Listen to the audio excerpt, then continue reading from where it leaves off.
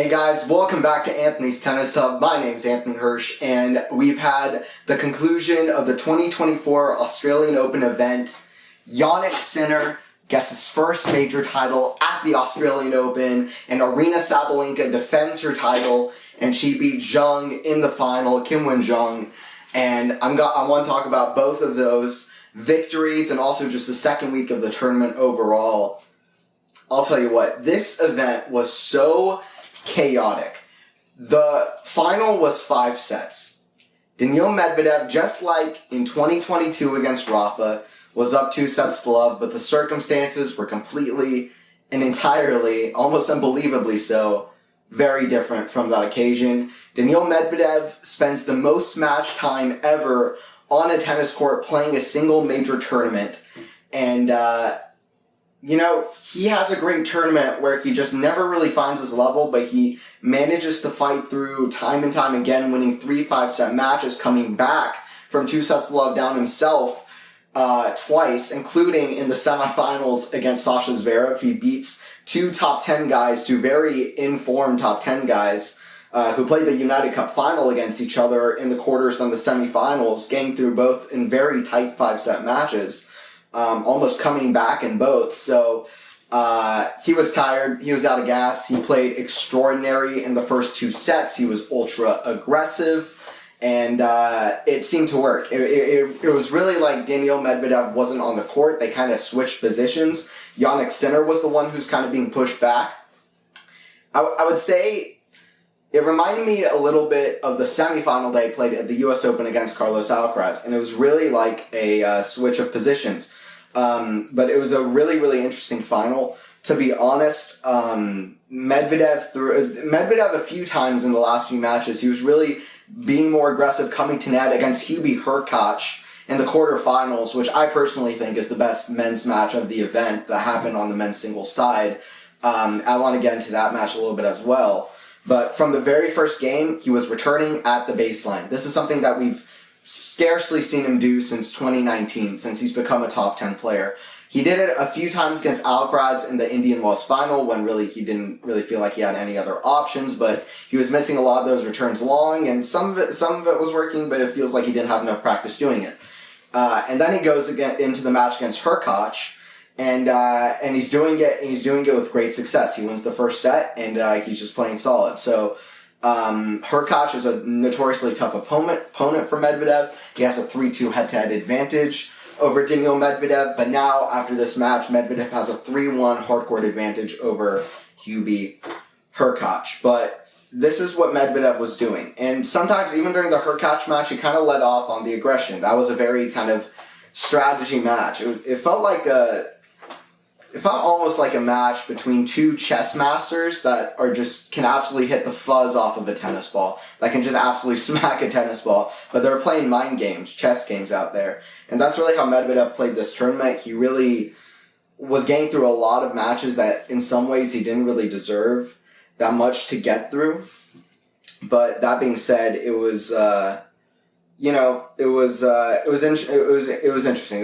I mean, Medvedev, in the final, he hit 44 winners to 57 unforced errors, while Jannik hit 50 winners to 49 unforced errors. That's a big shift from the last 3 sets to the first 2 sets of how Jannik was doing to winners to unforced errors. Really, really big shift there. For the first set, it was 5 winners to 8 unforced errors for Sinner, 9 winners to 14 unforced errors in set number 2 for Sinner. Sinner in the second set just really wasn't there. It felt like his footing, his positioning wasn't really there. And it was to do with Jannik's intensity and aggression. And sometimes I think people underrate the kind of intensity and depth that some of the top players are constantly playing with. Medvedev, for the first 2 sets, I mean, this was some of the highest level I'd seen in a minute, and it was shocking. It was utterly shocking, because this isn't how Medvedev usually plays, and people were like, why doesn't he always do this? He could be world number 1 if he plays like this and is able to sustain this level. And it's really how Medvedev played when he came to the tour, but then he found that this way kind of works better, hanging back. So we'll see, maybe against a guy like Sinner and Alcaraz who pushes Medvedev back and can come to net, cut off his angles, maybe Medvedev will be net rushing coming forward, at least have it in his pocket, or at least have a balance of defense to offense. with which he can use it to. But despite Medvedev losing the tournament in a heartbreaker, he fought incredibly well throughout the tournament. I have nothing but flowers for Medvedev. I think Medvedev himself has a lot of respect for Sinner and the kind of comeback he was able to do, the fight he was able to show in his first major final. I think that Medvedev learned a lot about himself, his fight, but also about the different tools that he has in his tool bag that could be really useful in the future. And, against Zverev, you saw it a lot. Zverev came into net 75 times in their match. He won 55 of those points. Very aggressive, volleying a lot. But then it was Medvedev who started, Medvedev himself. He started coming to net a lot during the last few times. He came in 28 times total, but 20 came in set 3 and set number 4, 12 in set number 4. So he was coming in a lot, Medvedev, to really cut it off. And I really like the kind of strategy that Medvedev was showcasing throughout the event. Really great kind of aggression. That Medvedev Hurkacz match was absolutely just absurd. 5-set match. Medvedev looked completely gassed to end the 4th set. And then come to the 5th set. Hurkacz didn't really do himself many favors. He wasn't really returning a lot of serves in play. He was being quick on his service games, which was probably good for Medvedev as well, to be honest. He was basically just kind of regaining his energy, his momentum into the match. And it was 44-26 on 9+ shots rallies. There were 70 such rallies between these two, which was really weird to watch and pretty absurd between two really generally big servers. It was interesting because in the 5th set, Medvedev was rushing the net almost every point.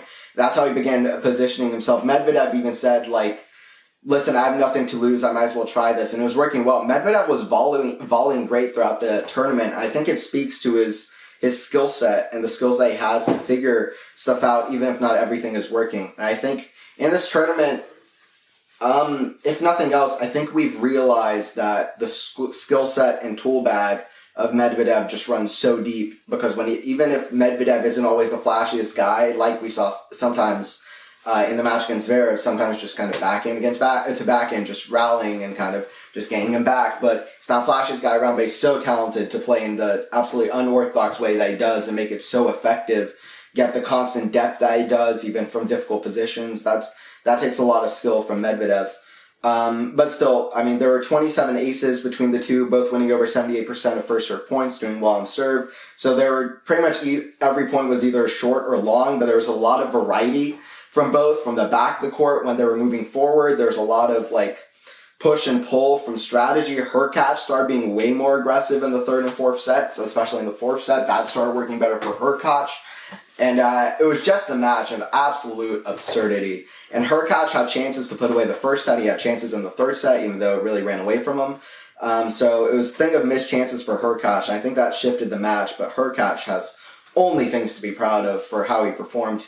And I think these are two of the more underrated talents on the tour. And how good is it that we get a match of such high level and such high level strategizing and shot making between these two guys that sometimes are just known as big servers, but they really have much more underneath. And it was just a lot of fun to watch these guys go toe to toe. And Medvedev no longer has a losing record to Hurkacz. 2 of their matches came on grass courts, where Hurkacz will have the advantage. He is the better cross court player, not just for who Hurkacz is compared to his game, but I also just think generally Hurkacz is a tougher player to play on a grass court than Medvedev, in my personal opinion. And now it's 3-3 in their head-to-head, one less losing rivalry for Medvedev. Medvedev had a fantastic tournament, so all the flowers to him. Jannik Sinner becomes the first person not named Wawrinka, Djokovic, Nadal, or Roger Federer to win the Australian Open title since 2005. First player born after 1987, youngest being Djokovic, to win the Australian Open since 2005, or in general, to win the Australian Open, born after 1987. At the US Open, the youngest born after 1987 was Del Potro. US Open's been more chaotic for a while.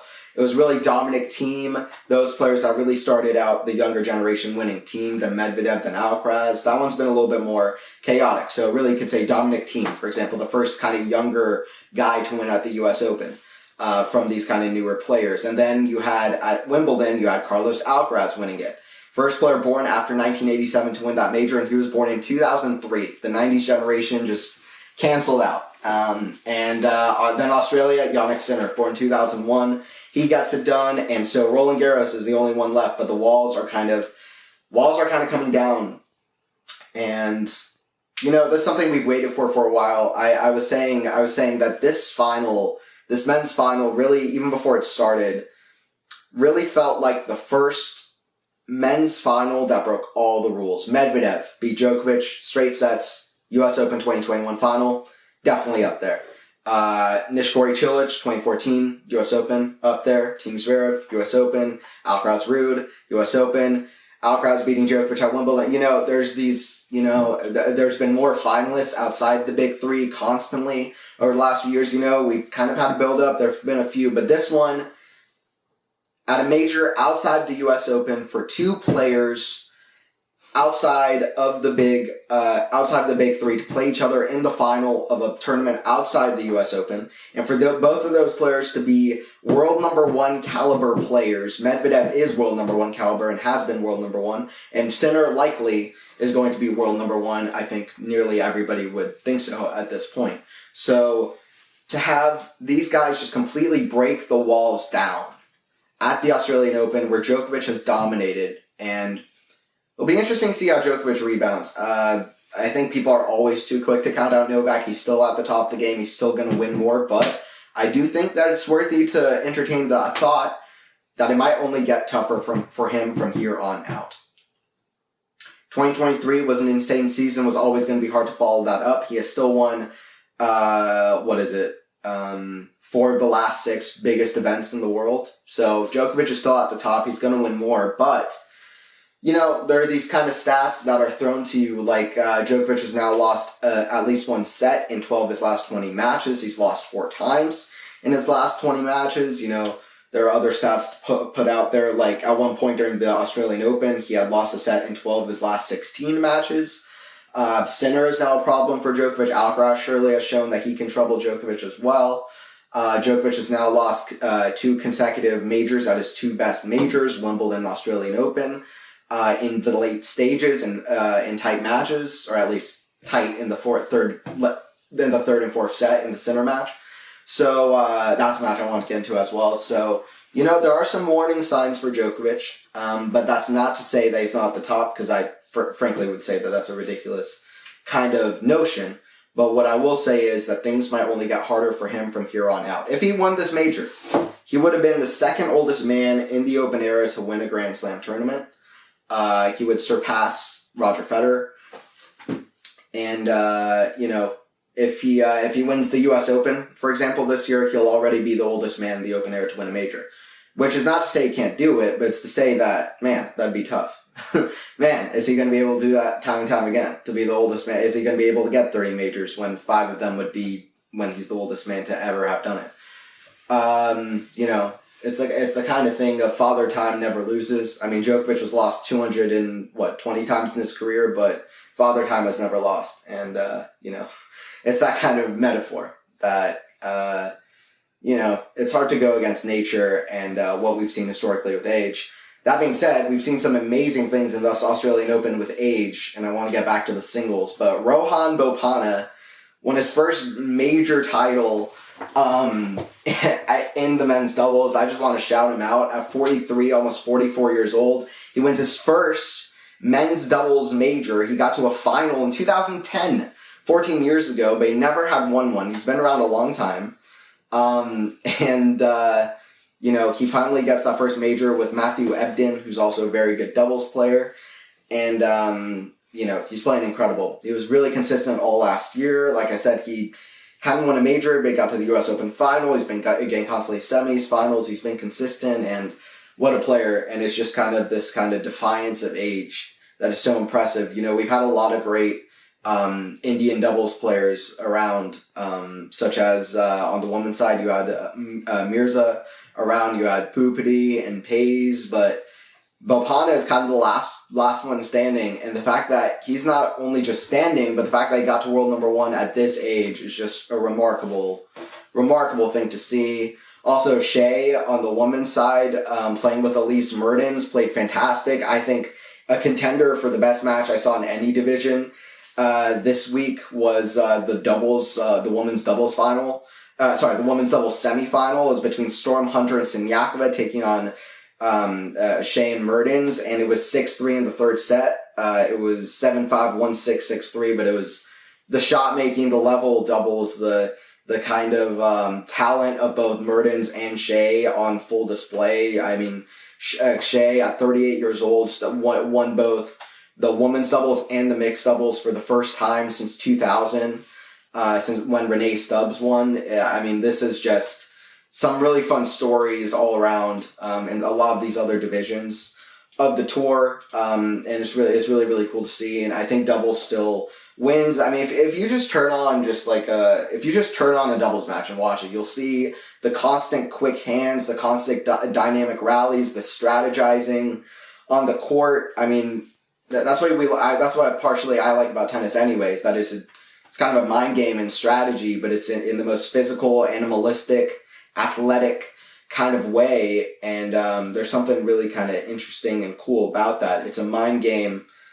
It's a mental mind game played at the most physical, high exertions, and doubles is a great example of that.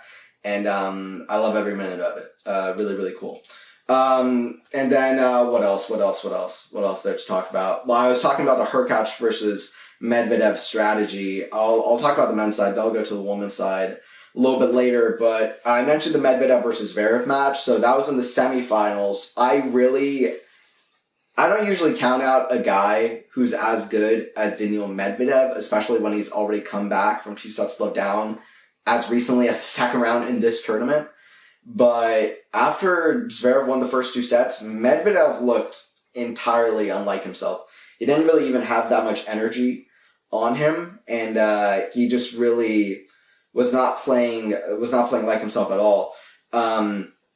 It was a weird match. I mean, Zverev, like I mentioned earlier, he was so aggressive. He was volleying, he was coming in, he was doing everything he needed to do on serve, but Medvedev just really wasn't getting the usual depth and wasn't really doing much at all to trouble Zverev. Also, he wasn't serving great to start off, but then set 3, everything just completely shifted, especially at around 4-4 in the third set. Medvedev hit one of the more incredible shots I've ever seen. It was a first great defense, then a backhand slice passing shot that would have been incredible in itself. Zverev hit a great volley, and then Medvedev, with one of the best gets you'll see a 6'6" guy gets it with an insane strike, clean winner all day cross court. And it's really one of the best shots I've ever seen hit at the Australian Open. I'll remember that one for some time.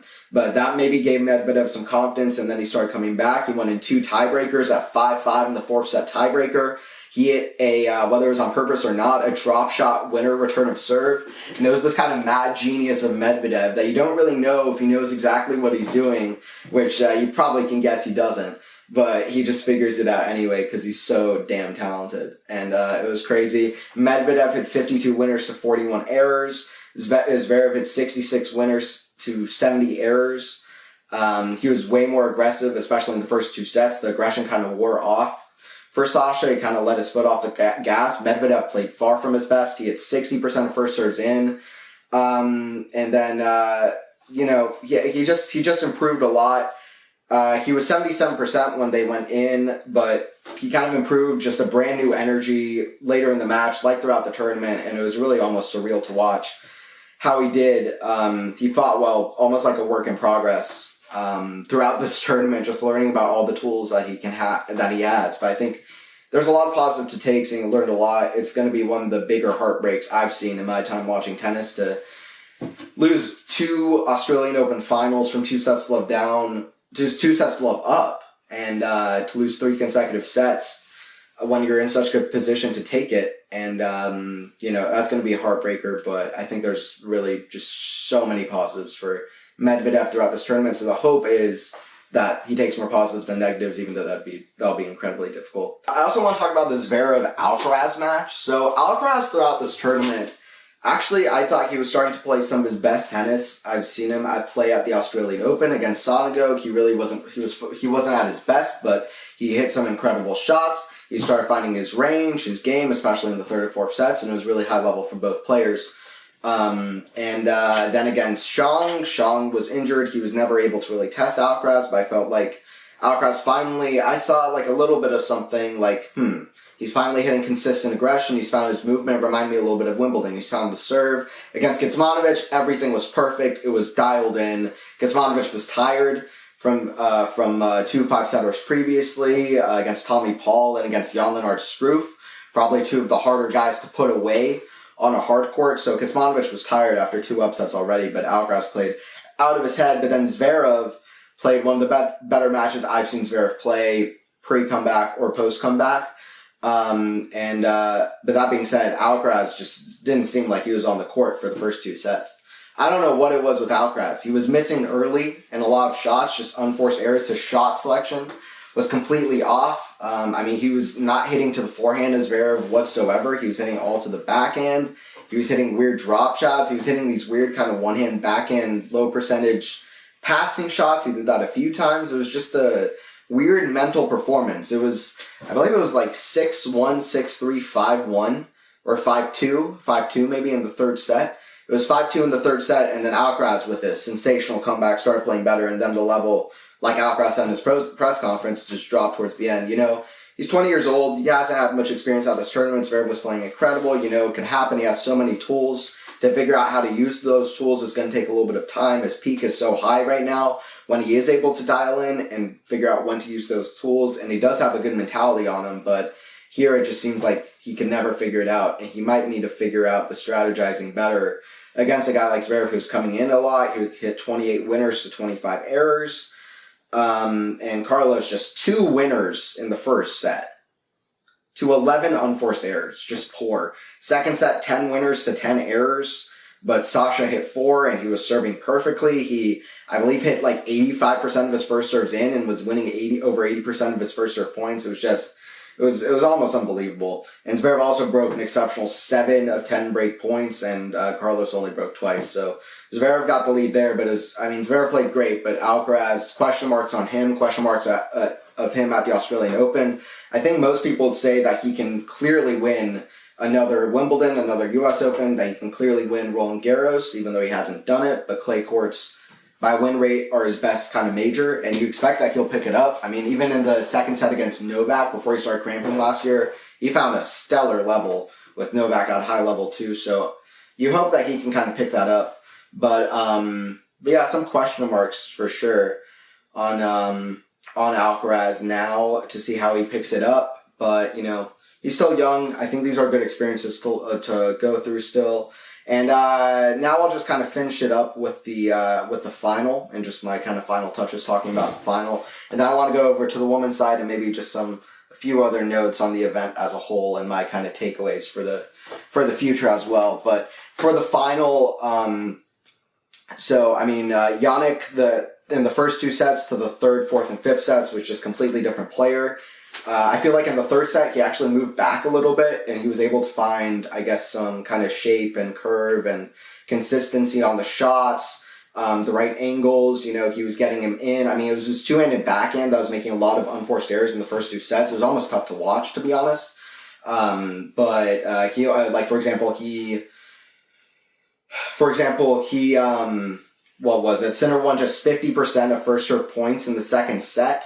And Daniil was only getting 50% of first serves in the second set, and yet he completely dominated, which shows that Sinner was off his game as well. Probably a little bit nervous, probably a little bit shell-shocked by the kind of intensity and aggression that Daniil came in with, the high level, after already playing almost a full day, just playing the 2024 Australian Open. So he was like, who is this guy? I feel like I'm playing Roger Federer. This is Daniil Medvedev with his defensive 6'6" insane game. And this guy is volleying like crazy.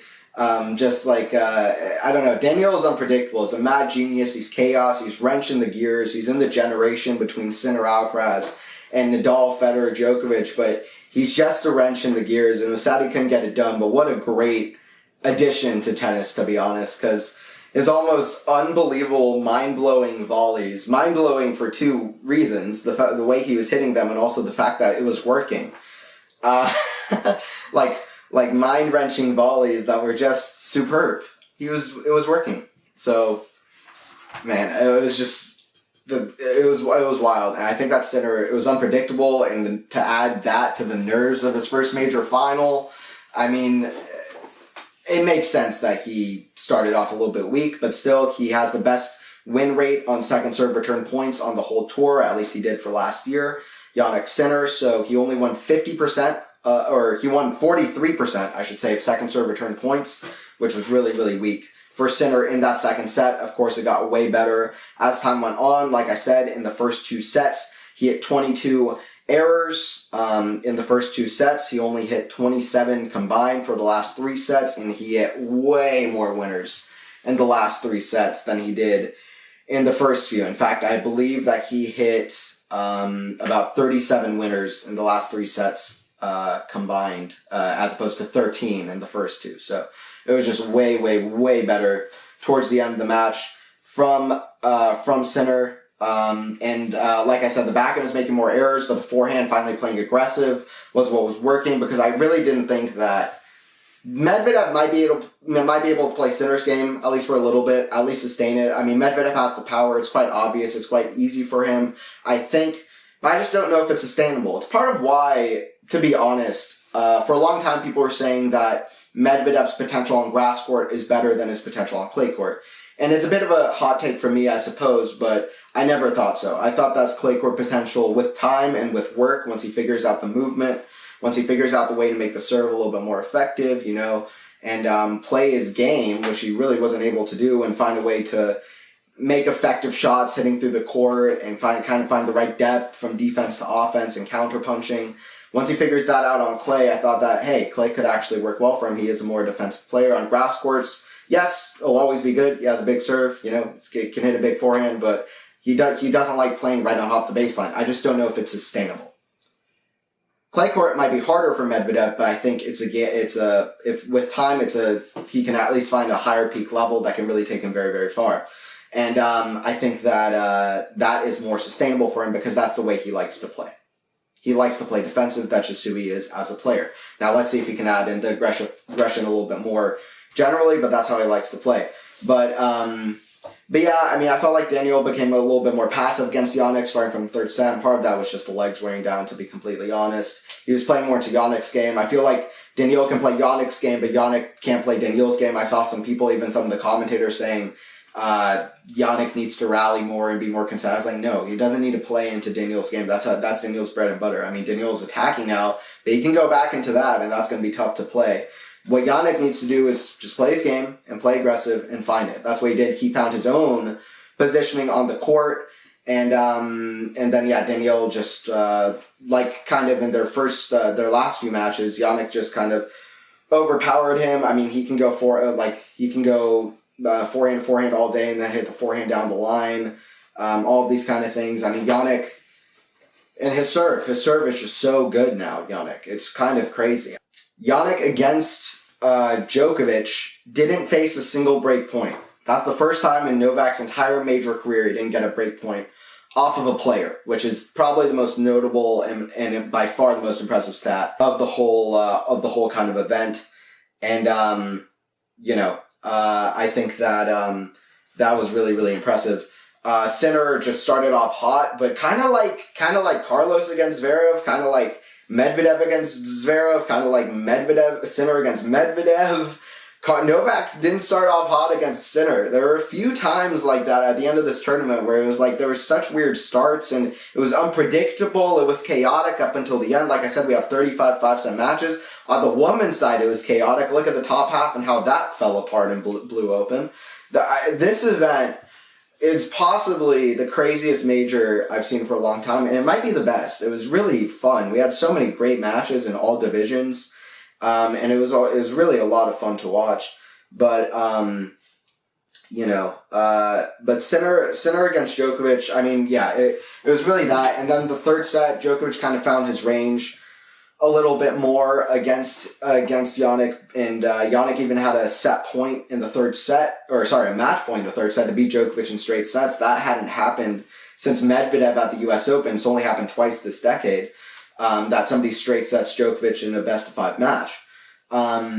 But even though Jannik fell apart in the tiebreaker a little bit, and it kind of missed a forehand when he actually had a good position in the court, Novak was finding way better depth, range, and I got worried for Jannik because he totally missed a shot running up to net, a forehand long that would have put him at 5-5 love 30 with 2 sets love up, and I was like, man, that might be like the finishing punch. And then he misses that, and then he loses the tiebreaker. But guess what? It's Djokovic serving with full momentum at 2-2, 40 love.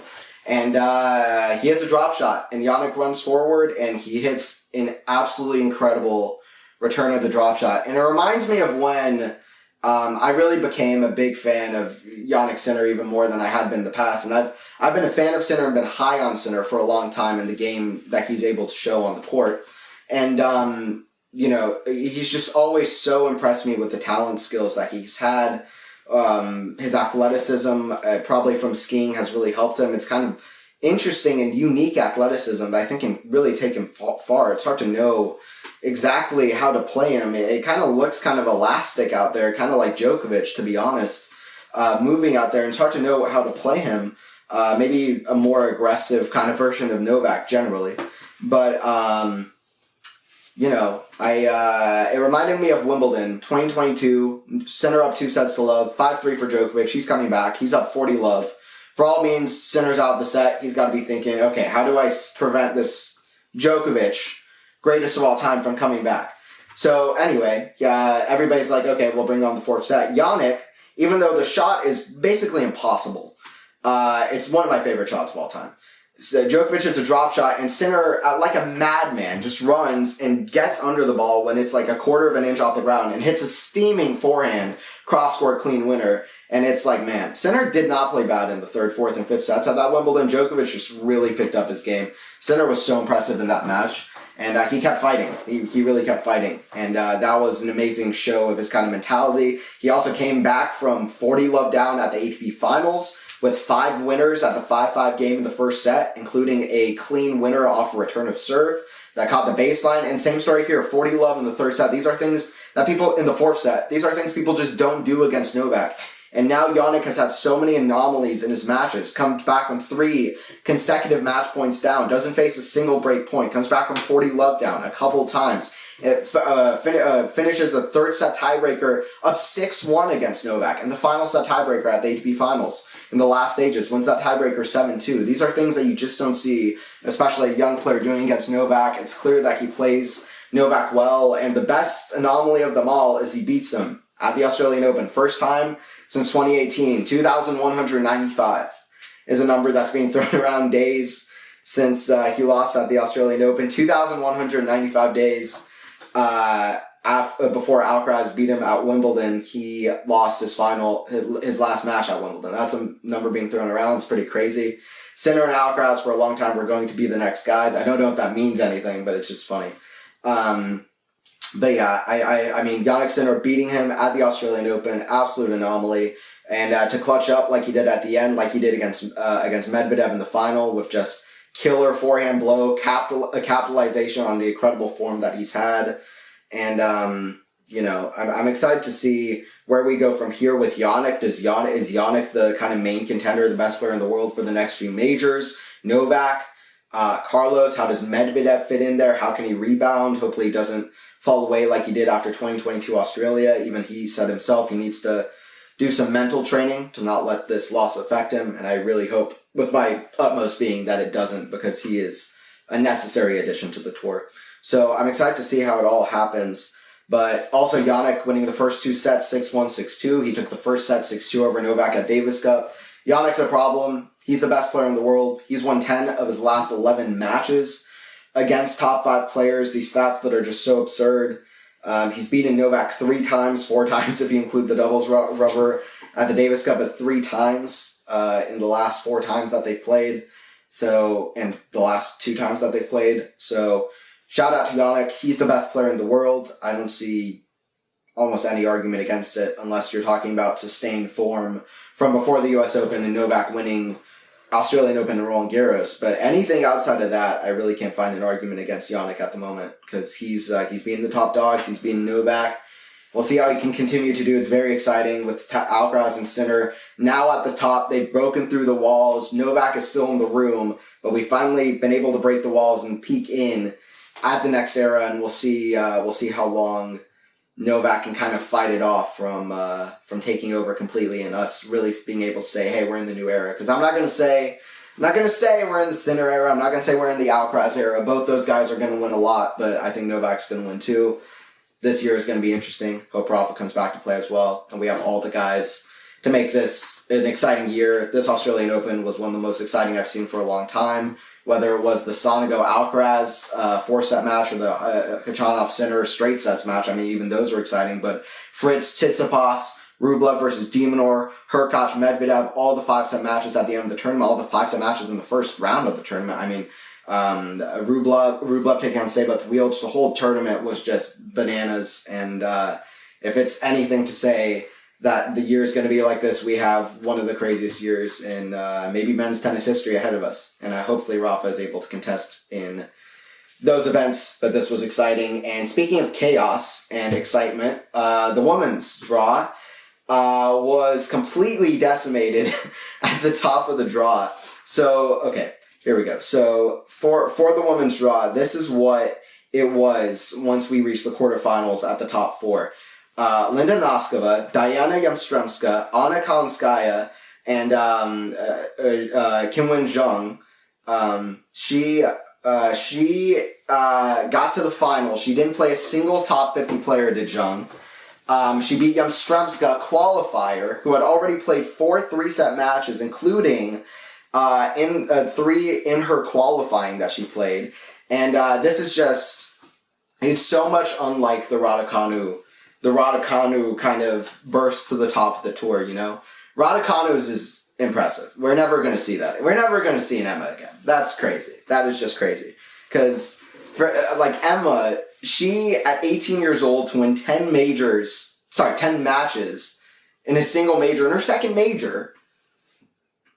What? I mean, I know she didn't play a top 10 seed, but, I mean, that is just something that we might not ever see again. So I'm curious by how Emma Raducanu's career goes from here. Either way, that run is going to be, whether you want to call it famous or infamous, it's incredible. And, Leylah Fernandez also had a fantastic run there as well. That tournament was crazy in itself, but it was Yamstremska this time who also took out the 7th seed Vondrousova in the first round. She took out Azarenka as well in the 4th round.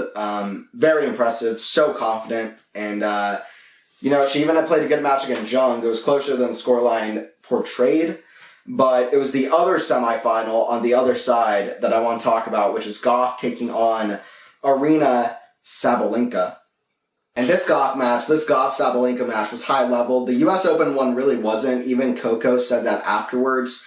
Every set was one-sided. It was really not the highest level from either player. Sabalenka hit a lot of errors. I think she was at 26 errors to 26 winners or 28 winners to about 52 errors. So she was way off her game. But the level was great from Sabalenka here, especially after she was down 5-6, love 30, 71% of second serves won, 80% of first serves won, 74% of first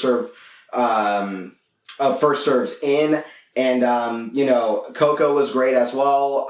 She was amazing on defense. Athletically, we got some great athletic rallies, entertaining rallies. It was topsy-turvy. There were 6 breaks in the first set, and maybe it was a little bit nervy. I would probably hold back from saying, agreeing with necessarily all of the comments I've seen that said this was just some of the highest level from both players they've seen, but I don't think it was quite that, but I do think it was high level between 2 of the best players in the world. I think it was what we want to see at the U.S. Open, and I, like always, despite it being straight sets, I don't care if it's straight sets, I thought it was amazing. Like on the men's side, Khachanov taking on Sinner was straight sets, but I thought that was a fantastic match. This was straight sets, and it wasn't a Karen Khachanov, despite him being a great player. It was GAUFF taking on Sabalenka, 2 major champions. And, this really played out almost like the final.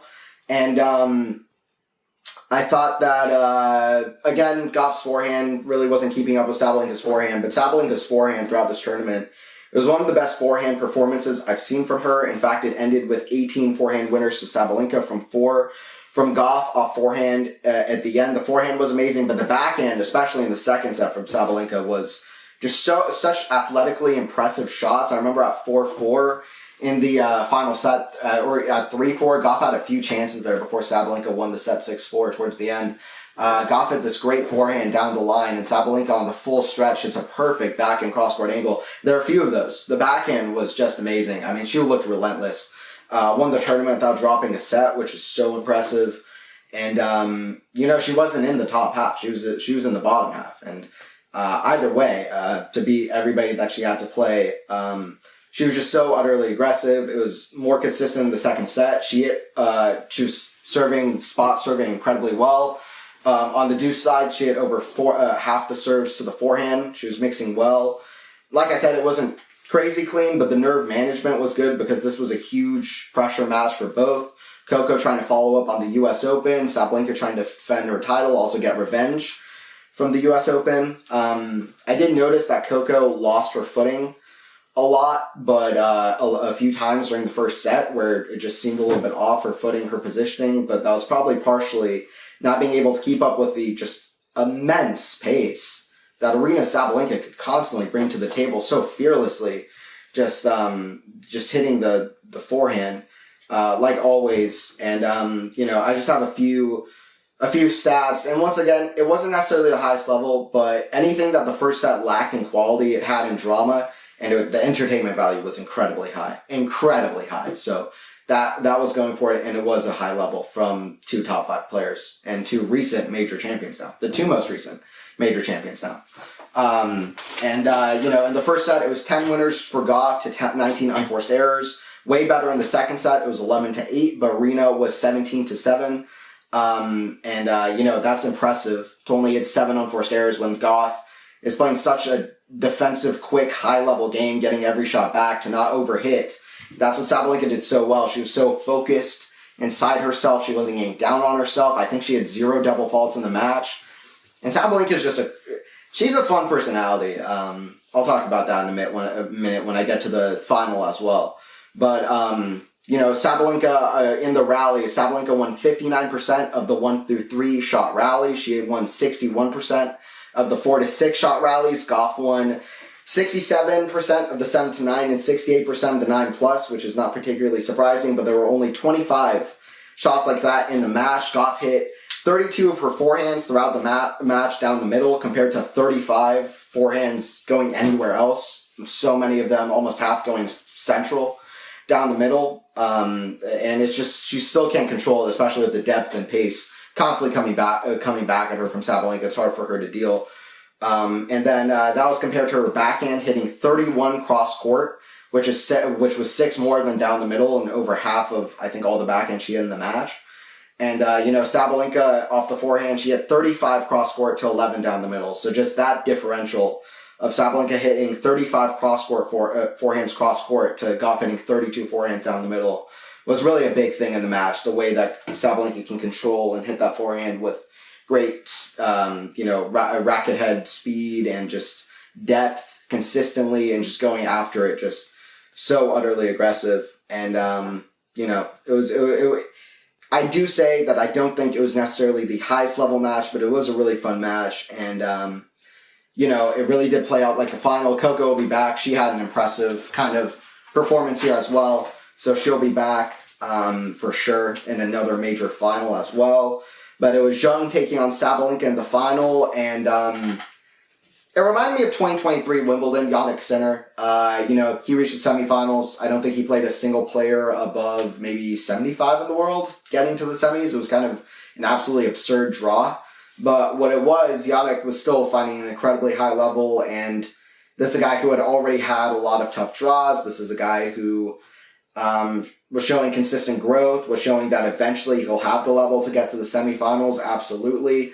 And, we had known for a while that Zheng has the level to get to these kind of places. And it didn't feel, to me, all that incorrect. I feel like maybe it feels wrong at the moment, but in the future it won't feel that wrong. And the potential on her is so obvious. Even with the serve and the shot selection, figuring all of that out, the consistency is not exactly where she needs it to be at all. And being able to, the experience of it all as well. But she'll get there. And the serve is almost not even 50% of what I think it has the potential to be. Essentially, it almost feels like she has a hitch in her service motion, which she'll need to figure out to get to be a little bit more fluid. But that being said, the final was not as high level, at least from the side of Zheng. It was her serve. 53% of first serves in. Not ever going to be good enough against Sabalenka.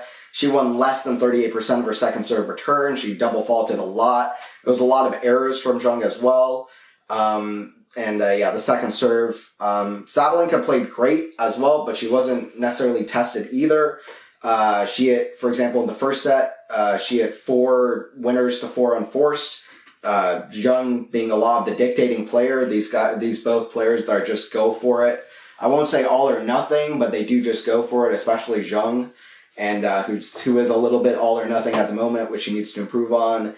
And, the second set, it was 10 winners to 11 unforced errors for Sabalenka, much worse for Zheng. So it wasn't the highest level. There wasn't a lot to get excited about. The last game at 5-3 was exciting. Zheng saving 3 match points. In fact, that's where most of Sabalenka's unforced errors in the second set came from. Sabalenka played a really good second set. So it wasn't the highest level, but still Zheng, I think, showed her potential, her athleticism, which is incredible, who she is as an athlete, and I think we will see a lot of her in the future still. But yeah, the storyline goes that Sabalenka defends, she becomes a multi-major champion, she becomes the first player to defend her Australian Open since Azarenka did it, another Belarusian player in 2012 and 2013, which I think is quite fun. Azarenka had a great tournament here as well. Took out Ostapenko, but didn't have it to serve it out a couple sets against Yamstremska in the 4th round. But yeah, I think the women's tournament was also so chaotic. What was it? I think we had 12 seeds go out in the first round, which is a record. And like I said, the whole top half completely fell apart. I mentioned the quarterfinals, but even the round of 16 was pretty insane. Naskava, Svitolina, Azarenka, Yamstremska, Paulini, Kalinskaya, Zheng, and Dodin. Those were the players who were one of those was going to make a major finalist. And that was almost amazing immediately, because only one of those players had made a major final before. That's Victoria Azarenka, who hadn't won a major in 11 years. So it was pretty incredible sights. And we had so many, just wild upsets, whether it was Andreeva taking out Jabeur 6-0, 6-2, and then losing to Krejcikova. Anisimova having a good tournament. We had some comeback players, for sure, no doubt about it. And then, earlier in the week, Swiatek and Rybakina going out. Wild. It was totally wild. And, I don't know what this kind of states for the future of what's going to happen on the tour. I think that Coco proved herself enough following her major title. I think Sabalenka is the biggest kind of story here. The fact that she's dangerous. She's reached 6 consecutive semifinals. She's so consistent with the aggression. She's good on defense and athletically as well. I mean, she doesn't have that many gaping holes in her game. I mean, perhaps she's not as good on defense as Iga or Coco, but she's a player to look out for. And another stat is we now have 3 of the top 7 women's players are I believe 22 years old or younger. That's Zheng, GAUFF, and Swiatek.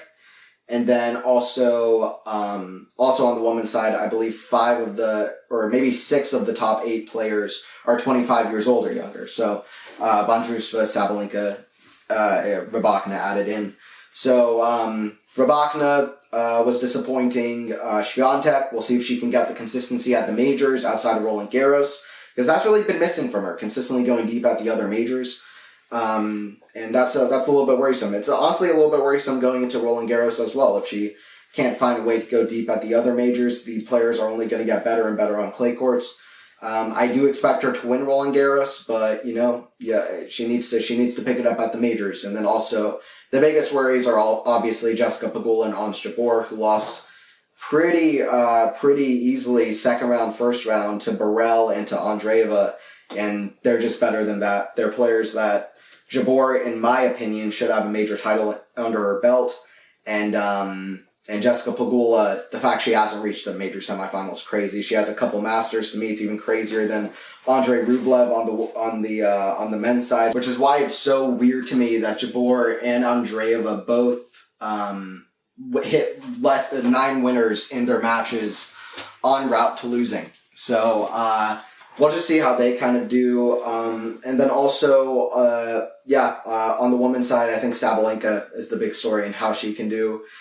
And on the men's side, like I was saying, we'll see how the year kind of progresses. I mean, the top 4 are very close in the rankings now. Actually, let me bring that up because it is very close now between all the top 4. The difference between Sinner and Rublev is almost incredible. Let me give that to you now. But so So Rublev sits at 5,050 points, just 20 ahead of Zverev in the live ranks. And then Sinner is at 8,310. 3,300 points ahead of Rublev almost. And then you have Medvedev just ahead of him at 8,765. That is 455 points ahead of Sinner. And then you have Alcaraz at 9,255, which is about 1,000 ahead of Sinner, a little bit less. And then Djokovic at 9,855, which is about 1,500 ahead of Sinner. So it's all close. I mean, this could shift around. I mean, Sinner has a play for the world number 1. He'll have these 2,000 points in the bank. Medvedev got 1,300 points, which was a change in ranking points. By the way, I want to do another video on this channel about the kind of change in ranking points and a few things about that. There'll be more stuff coming out on the channel. But, I think, is Sinner going to be a huge prospect at the Olympics, which plays at Roland Garros? We're yet to know. I don't think he's a nothing player on clay courts. If you saw him play Thanasi Kokkinakis at Rome this year, I know Kokkinakis is no top 10 player, but if you saw that, he can have an incredible level. I mean, Sinner has won over 73% of his matches at Roland Garros. He's made 3 fourth rounds there. That's at Roland Garros. He reached the quarterfinals. He was one of the only players in 2020 to push Rafa to his tiebreaker. Rafa can struggle against some of these flat, big hitting kind of guys. And Sinner is so much improved now. Nadal is not who he was at that time either. I would love to see a Sinner versus Rafa match with their kind of talent levels and contrast of styles they have. And a young guy taking on the GOAT. I think that could be a really fun one. Not just Carlos versus Novak, but Rafa versus Sinner. But anyway, if we see it or not, in 2020 he had a great run to the quarterfinals. He became the first man born in this century, this millennium, to reach a Grand Slam quarterfinal. He beat Zverev coming off his US Open final in 4 sets.